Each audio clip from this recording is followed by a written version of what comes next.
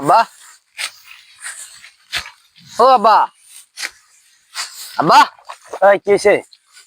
আরে ওই যে আমার খালাতো বোন আছে না, ওর তো বিয়ে হয়ে গেছে আব্বা।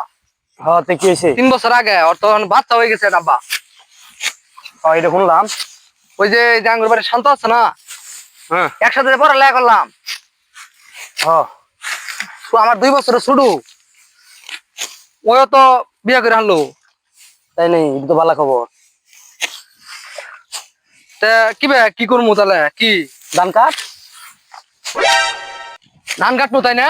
ধান কাটবো, তুমি খালি আমার খালি ধান কাটাও খেত না গাও, কারণ নাকি কি করবো তাহলে? তুমি কি বুঝো না তাই না? তুমি কি বুঝতা না আর কোনোদিন? কি বুঝবো কেন্দা? বুঝতা না? আজকে বাইর যাই। এই কেন্দা খালো। দেখ খাট আছে কাটটা কুচি কুচি করে হারমো। এই খাট খালো। পাল ফেলামু সর বাচ্চা। এই খাট ধান আমি কাটতে কাটবো। যা।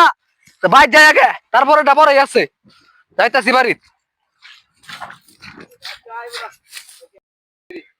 এই কেন্দা, পোলাটা যে ধান দিগারা থুই গেল গা, এই ধানটি তো অনেক কাট পারো পাই না। কি হয়েছে বুঝাইও তো কয় না। কেন্দা, আজ ধান কেটে কাটতে যা।